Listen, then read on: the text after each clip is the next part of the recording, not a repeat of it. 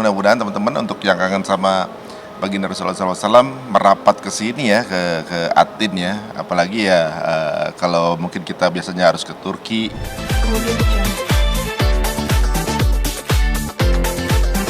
Baik pemirsa, alhamdulillah saya udah bareng sama abang saya, Bang Ari Untung. Kita mah mudaan, kan? Oh gitu ya? Oh kesannya nggak mau tua banget ya. Ini ada guru saya, Al-Mukarram Al-Ustadz Muhammad Hadi. Kemudian ada Al-Ustadz Ahmad Fatoni, beliau dari Artefak, Yayasan Artefak. Alhamdulillah ini berkah banget di tayangan kali ini. Dan berkah juga kedatangan Bang Ari Untung, pas banget.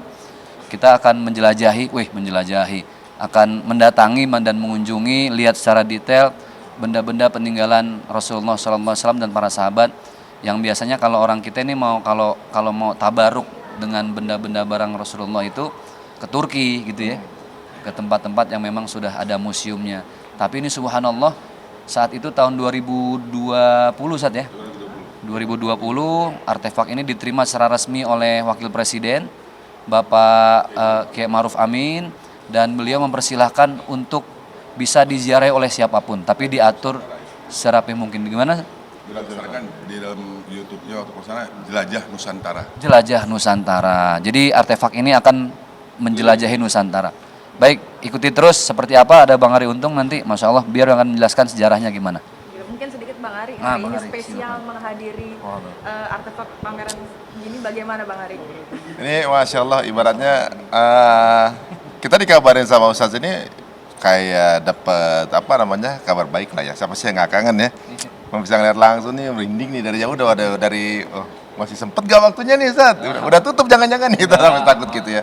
Ya tapi ini karena rasa kerinduan kita dengan baginda Rasulullah SAW, kita kepengen melihat langsung walaupun mungkin hanya peninggalannya gitu ya, mungkin peninggalannya yang pernah tersentuh sama beliau atau ya bagian dari beliau gitu. Jadi ibaratnya kita mungkin ya part-part yang mungkin jauhnya aja kita rindu untuk berdekatan dengan apalagi beliaunya langsung gitu. Jadi mudah-mudahan teman-teman untuk yang kangen sama baginda Rasulullah SAW merapat ke sini ya, ke Atin ya. Apalagi ya kalau mungkin kita biasanya harus ke Turki. Nah, kali ini ada di Indonesia sendiri, deket banget, cuma berapa kilo gitu, masa kita nggak datengin gitu ya. Ini ada berapa sih totalnya? Totalnya? Wah, ini totalnya ini. 20 item. Ada 20 item, semuanya sudah terverifikasi. Jadi kalau kita benar-benar cinta sama Nabi, kita rindu sama Nabi, jangan kita baca maulid aja, bahkan kita baca berjanji. Tapi hari ini Rasulullah peninggalannya ada di sini. Yuk, jangan kita pura-pura nggak tahu. Karena kehadiran beliau di sini akan menambah kecintaan kita kepada Rasulullah. Oke, boleh Ustaz, kita ikuti. Siap. Oke pemirsa, ikuti. Oke pemirsa, yuk langsung kita bertabaruk dengan peninggalan-peninggalan Rasulullah SAW. Bismillah.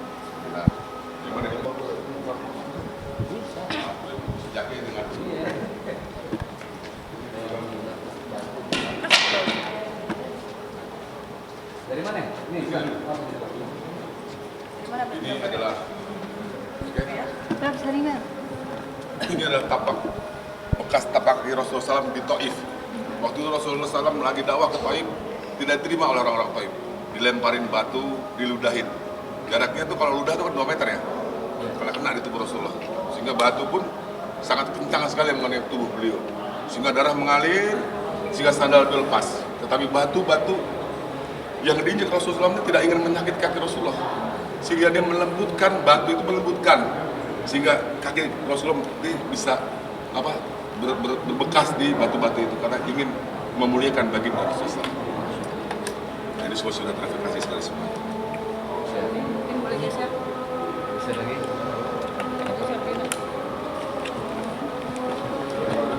Kan baru stop. Ari Untung nangis. Ini sendalnya baginda Rasulullah SAW. Baginda banyak punya sendal. Ini salah satu sendalnya, tapi yang ada di Turki adalah sendal yang berangkat ke Sidratul Muntaha. Ini salah satu yang dipakai baginda Rasulullah SAW. Ya, terbuat dari kulit unta dan beliau selalu menjaga kebersihannya. Wah, ini banyak sejarahnya mengenai sendal baginda Rasulullah SAW. Ya. Bagaimana kisah-kisah beliau, bahwa sendal beliau bisa naik ke langit ke-7, ya karena baginda Rasulullah SAW sangat dicintai oleh Allah Subhanahu wa Ta'ala. Bahkan Rasulullah SAW sendiri kalau ada panas, awan nutup. Jadi alam ini sangat kasih sayang kepada Rasulullah. Jadi Rasulullah SAW itu tidak ingin menyusahkan siapapun.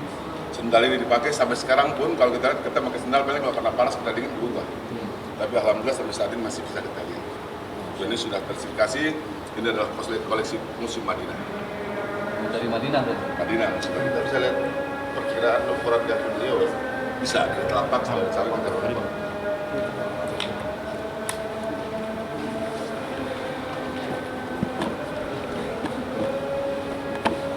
Ini adalah stempel. Kalau baginda Rasulullah kirim surat, ada stempelnya. Ini stempel baginda Rasulullah kalau ada mengirim surat.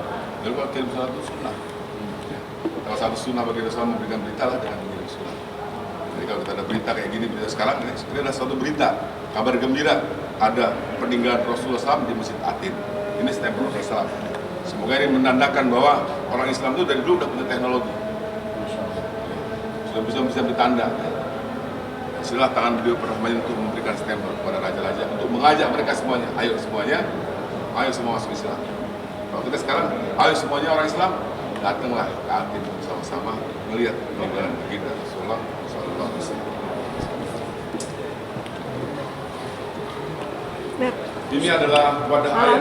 Wadah air ini taruh di puntanya Rasulullah atau kuda, tapi ini berangkatnya beberapa orang. Dan ini terbuat dari kulit yang pH-nya terjaga kayak termos, jadi nggak berubah, suhu airnya nggak berubah, terjaga terus suhunya kalau pakai gini. Ini perjalanan bagaimanapun kadar airnya nggak berubah dengan kualitas seperti ini lah dipakai orang zaman dulu. Jadi teknologi kita dulu udah bagus banget. Kalau air di galon juga kita bawa kena panas, ya kan? Tapi ini kena panas, kena dingin dia tetap stabil pH-nya. Dan semua ini sudah tersertifikasi keasliannya. Ingat ya, kalau tersertifikasi itu ada 4 poinnya ya. Yang pertama ada sertifikasinya, ada labnya, ada sanatnya, dan ada asuransinya. Ini terbuat dari apa sih? Dari kulit unta juga deh. Kalau sekarang masih dipakai? Masih ada yang bikin, tapi masih ada kita ke Madinah atau dari Arab masih ada yang ini super juga bagus. Sejarah dulu asal muasal jadinya keju gara-gara bawa susu pakai ini lama-lama Susu jadi jadi, iya. Jadi teman-teman wartawan mau semuanya apa yang penting-penting aja? Yang penting 18 ini. Jadi zamannya Kisah Nawel Banteni, Ki Khalil Bangkalan, Hasyim Asy'ari, terus guru-guru kita abad 18 lah, Pangeran Diponegoro, Syekh Muhammad Hasan Abadjari ini. Kalau mereka ziarah ke makam Rasulullah, air mata mereka menetes sendiri, menempel. Karena dulu makam Rasulullah nggak dijaga, nggak dipakai. Kabar gere kecil aja. Jadi di sini banyak air mata ulama-ulama kita di sini. Jadi yang mau bertabaruk ke sini berkah, insya Allah kebaikannya akan nyata. Ini batu cincin. Rambutnya baginda Rasulullah SAW ini diambil pada saat Rasulullah SAW tahallul haji, potong. Maka Rasulullah kumpulkan oleh sahabat-sahabat, baru dibagi-bagikan kata Rasulullah. Dan yang banyak menyimpan rambut ini adalah istri-istri Rasulullah, salah satunya Ummu Salamah radhiyallahu anha. Nah ini yang tersertifikat di seluruh dunia baru 42. Tapi banyak, jadi kita nggak boleh bilang, aduh rambut Rasul, kita nggak boleh bilang enggak. Kita percaya kalau itu orang soleh yang megang. Kalau ini sertifikasinya tadi yang 4 poin itu telah ada. Dan rambut ini, Imam Bukhari dan Muslim mengatakan bisa ngambil berkah kalau dicelupkan air ke dalam rambut dicelupkan dalam air itu akan membawa kebaikan baik kesehatan jasmani maupun tubuh. Oke, rambut ini ditemukan pada tahun berapa? Ini ditemukan ya adanya 1400 tahun. Ditemukan ya dari keluarga Rasulullah SAW. Kalau tahun-tahun ini berbeda-beda ya, tahunnya sesuai dengan sertifikasi berbeda-beda. Tapi kalau nanti di lab, sekarang lab itu keluar tahunnya langsung. Jadi ini ada 17 elemen. Kalau orang manusia kan cuma 17 elemen. Tapi kalau nanti di sinar lebih jelas lagi, Allah sombongan hanya keluar nur saja. Kayak neon. Satu aja tinggal 4 elemen, cahaya dan unsur bendanya ada. Tapi dia mengeluarkan cahaya. Iya, itu maka ada labnya. Ada hasil labnya. Beda dengan manusia hanya 14. Kita ada 17 elemen. Yang mana salah satu nanti kalau sudah diperjelas lagi, dia hanya kayak neon. Seperti juga Rasul, orang makrifat mau lihat Rasulullah, maka cuma cahayanya Rasul juga kalau di atas orang-orang makrifat. Rasul pengen kita lihat apa adanya. Inilah aku kata Rasul. Kayak ginilah keadaan Rasulullah. Ini rambut ya. Kita beruntung bisa lihat rambutnya Rasulullah. Jadi saya bilang, Uwais Al-Qarni hidup di zaman Nabi, nggak ketemu Nabi dibilang tabiin, gitu kan? Tapi sahabat yang ketemu Rasul, lihat Rasul dibilang sahabat. Itu pangkatnya beda-beda. Kita hari ini siapa? Nggak punya amalan apa-apa, tapi diizinkan Allah melihat rambut baginda Rasulullah. Rambut ini cuma salah itu apa? Ada berapa lembar? Ada berapa? Ini waktu di Indonesia dikirim cuma 1 lembar. Kalau kalian agak fokus, ini udah nunggu beberapa lembar. Di bawahnya itu lilin. Jadi nggak mungkin lah ada yang Sari bisa nunggu. Walaupun udah terserabut ya dari Serabut, dia pecah, dia nyabang, ada yang panjang. Bisa tunggu sendiri Pak Ustadz. Bisa tumbuh sendiri. Pak Ustadz, sulit nggak sih untuk menggunakan artefak-artefak ini? Gimana? Mengumpulkan artefak-artefak ini sulit nggak sih? Sulit, karena butuh waktu kurang lebih Profesor Abdurrahman Embong itu butuh waktu 30 tahun ya. Meneliti dan mengambil, dan ini milik pribadi Profesor Abdurrahman Embong gitu. Karena memang kalau memaharkan artefak itu memang banyak sekarang, karena perang di dusun, nggak mau ambil, dijual sama orang, dunia harus dapetin ya. Profesor Abdurrahman Embong itu juga dibantu oleh Sultan Hasan Atiyah Brunei Darussalam. Kalau Mas Ari nih, gimana mungkin bagi kita untuk upaya Oh, udah lihat yang di Turki, tapi beda barang ya. Ada barang, kalau punya Turki nggak boleh diganggu. Iya, di Museum Topkapi ya, Ini permanen ya?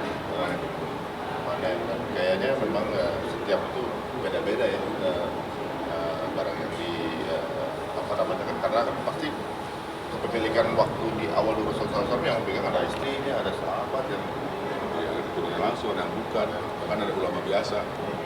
Nah perbedaannya apa Pak Ustadz? Yang di Indonesia sama yang di Turki itu? Kalau di Turki itu kan dinasti Utsmaniyah. Terakhir di Turki tahun 1920.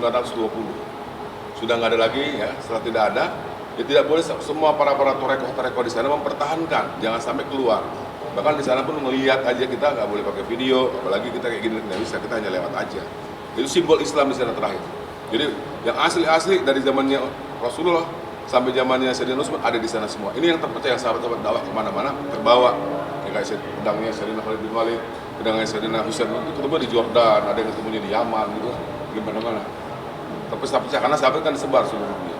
Mas Ari, gimana sih mungkin kesannya ketika melihat dari wah, ini aja kalau nggak ada kamera mah baper banget ini. Masya Allah, baper banget ya. Soalnya ya, mungkin barang-barang ini cuma fisik, tapi yang ditransfer tuh rasa gitu ya, kayaknya. Ini barang ini pernah nempel sama Nabi ini gitu. Jadi kayak gimana ya, ada baper-bapernya gitu. Iya. Saya yang 2 tahun sesuatu nangis. Iya kayaknya nih, aduh. Karena memang ya gimana ya? Rasa ya, rasa. Rasa. Nah Pak Ustadz terakhir Sultan.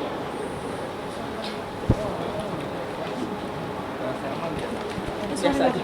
Biasa aja. Sorban di Indonesia bilangnya sorban, tapi kalau di luar banyak bilang imamah. Ini imamah beliau yang dihadiahkan kepada sahabat kita Mu'adz bin Jabal radhiyallahu sebelum ke Yaman. Jadi Rasulullah tahu dia mau meninggal. Mu'adz bin Jabal radhiyallahu tahu dia akan meninggal, maka dihadiahkan sorban. Sorban ini dibawa dan didapat dari musim Yaman. Dan ini keringat beliau ini sebenarnya nempel di sini semua banyak. Cuman nggak semua orang, kalau banyak orang kalau nyium, ini kan pH-nya namanya barang tua ya, kalau pH kita banyak. Sementara udara dari dunia itu juga hawanya kan racun ya, mengeluarkan karbon kan. Jadi nggak semua orang bisa nyium ini, hanya beberapa saja harus satu hari. Kalau nggak ganggu pH-nya nih, lama-lama makin ini nama 1400 tahun makin berubah, dia punya suhunya akan berubah juga, dia punya kualitas. Oh makanya dibikin Double, iya. Mas Ari, ini kalau katanya sorban kesayangan Rasulullah gitu sih? Betul, sayang Rasulullah ini hari-hari dipakai beliau. Banyak dihadiahkan oleh raja-raja, tapi beliau hanya pakai 2 sorban, yang sorban satu ini sama satu lagi di mana ya? Satu lagi. Satu lagi mana? Oh, di sama satu lagi. Satu lagi ada di sana ya. 2 itu ada di sana beliau. Kalau ini dia juga suka buat dakwah keliling keluar, sehingga di sini dia menangis ya. Dia memikirkan kita dalam keadaan lapar, dia duduk memikirkan bagaimana umatnya. Bahkan dia untuk keluarga saja kelaparan, keluarga minta doa nggak mau, dia hanya doanya hanya khusus untuk umat. Sehingga keringat beliau menempel banyak di sini. Kenapa? Orang mikir kan keras ya. Kalau kita mencium aromanya, masya Allah, maka sesuatu energi dalam tubuh kita akan berubah. Nanti kita khususkan ya. Usianya berapa Mas Ari? Usianya berapa? 1400 tahun.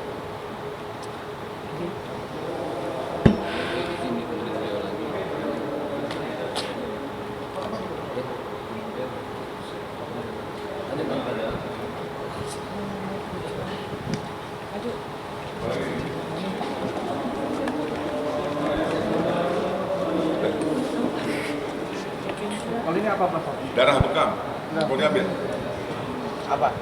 Darahnya Rasulullah, orang kalau dibekam, kamu pernah lihat ya bekam? Itu 2-3 hari aja udah hitam. Iya. Nah, darahnya Rasulullah itu agak keping-pingan. Iya ya. Ini dari 1400 tahun yang lalu nih. Jadi sahabat pertama kali bekam Rasulullah suruh dibuang, tapi sahabat wah sayang aku cinta sama Rasulullah katanya, minum. Gimana kamu simpan darahku? Kata sahabat, saya minum ya Rasulullah. Maka apa saja yang ada dalam tubuhku, kau minum, kamu haram pada Tuhan. Nah, setelah itu Rasulullah, kamu mulai hari ini nggak ada yang boleh minum darah karena diharamkan darah. Maka disimpan lama sahabat, disimpan bertahun-tahun sampai setelah yang kita bisa melihat seperti itu. Ada beberapa darah bekam di tempat Tuhan. Boleh nih saya minum? Terakhir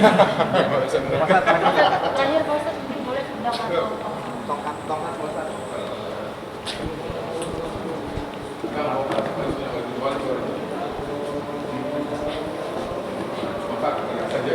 Ya. Ini tongkat saja bukan? Salah. Ini tongkat baginda Rasulullah punya 13 tongkat. Ya. 6 dari kayu lus, 5 dari kayu lus, kalau ini dari kayu jati. Nah Indonesia nih, di sana juga ada hadiah kayu jati. Kayu jati ini yang dipakai oleh Rasulullah salah satu. Jadi semua kayu cuma satu jatinya. Dapat dari mana zaman dulu ya? Zaman 1400 tahun mungkin jati udah dari sana dulu kan? Ada bergeser ya? Bergeser baru ke sini ke Indonesia. Ini panjangnya 120. Karena pegang gini kalau gini kan. Kalau ini kan tongkat dia panjangnya kayak gini 110. Jadi Rasulullah kita bisa bedakan lah tingginya berapa. Tingginya ya. Mas, ini kan Rasulullah mempunyai tongkat 13 tongkat, salah satunya seperti pakai ini. Iya, betul. Karena ini tongkatnya dia biasa begini. Ada lagi satu lagi tongkat asaja juga yang dia sholat dengan Rasulullah. Karena Rasulullah nggak pengen sholat rusak, dia bertahan dengan tongkat asaja supaya dia tetap bisa berdiri. Ini tongkat beliau nih, ya. Karena dia juga bilang Rasulullah juga pernah mengembala, jadi dia semua penggembala itu pakai tongkat. Maka disunahkan kata Rasulullah orang yang umur 40 tahun disunahkan menggunakan tongkat. Ini orangnya berapa ya? Nggak boleh digambarin, bayang sendiri aja. Ya. Tapi pasti ada nggak pengen membayangin ya. Tadi mungkin setelah melihat barang-barang ada harapan dari kalian seperti apa sih Ustaz? Harapan dulu. Ya saya harap sih teman-teman juga pada mampir ke sinilah gitu untuk melihat jadi apa yang kita lakukan sehari-hari, sholat kita atau juga ibadah kita yang kita lakuin itu kan itu tuntunan dari seseorang yang barangnya kita lihat sekarang gitu. Jadi ya, tanpa wasilah beliau tentunya juga kita nggak tahu, kita nggak kenal Islam ini gitu ya. Allah beliau yang membawa dan ini adalah barang-barang peninggalan beliau.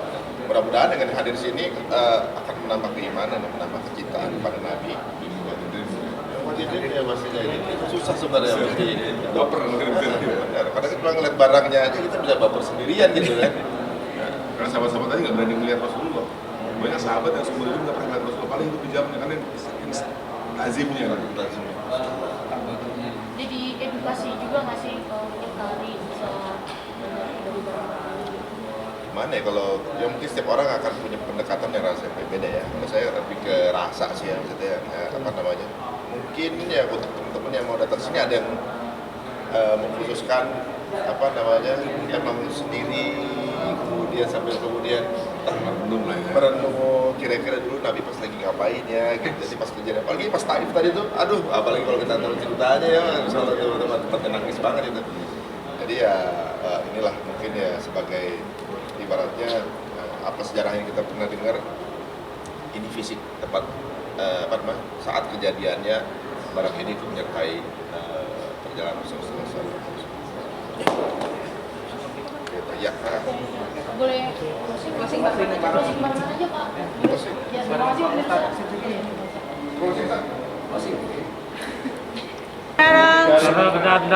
Terima kasih pemirsa udah ikutin kegiatan. Ya. sebel baik lah. Kamera. Baik, alhamdulillahirabbil alamin, la haula wala quwata illa billah. Allahumma shalli ala sayyidina Muhammadin wa ala ali sayyidina Muhammad. Alhamdulillah yang bikin saya tambah semangat guru kita Mukarram Ustaz Abdul Somad ini juga ngasih semangat melalui video gitu loh. Ayo datang ke sini, ramaikan, berkahi, siarkan. Kenapa? Ya di lapangan sih betul di masyarakat ada yang bertanya-tanya ini asli tapi seperti yang sudah beliau jelaskan, yang penting ada tersertifikasi dan bisa dipertanggungjawabkan oleh Yayasan Artefak. Tugas kita sebagai orang yang mengunjungi hanya lurusin niat aja udah. Innamal a'malu binniyat wa innamal likulli imri'in ma nawa. Lurusin niat, mantepin, jangan datang ke sini minta yang aneh-aneh. Tapi banyak yang begitu bro ya. Iya. Kalau lunas, apa segala macam. Kalau itu syaratnya aku bayar aja kalau. Sirik ya, Mas? Iya, lillahi ta'ala udah. Nanti dengan keberkahan Rasul biar Allah yang mengatur segala itu. Benar ya Allah, benar. Gitu, lillahi ta'ala. Jadi pesan saya buat masyarakat yang mau kesini, lillahi ta'ala. Gitu ya. Makasih. Mudah-mudahan jangan lupa datang di Masjid Agung Atin tanggal 18 sampai 31 Desember. Waduh, sampai ganti tahun ya? Sampai ganti tahun. Ganti tahun. Jamnya jam 9 pagi Bang Ari, sampai jam 9 malam. 9 malam. Teman-teman yang mau datang mau ke Bang Ari katanya sih kemarin udah mau nyewa 5 bis katanya gitu. Iya. Bis Mau, doang. mau ini karena wisata. Bang Ari makasih. Sir, sama-sama. Ini mah terima kasih untuk infonya. Siap. Makasih. Terima kasih.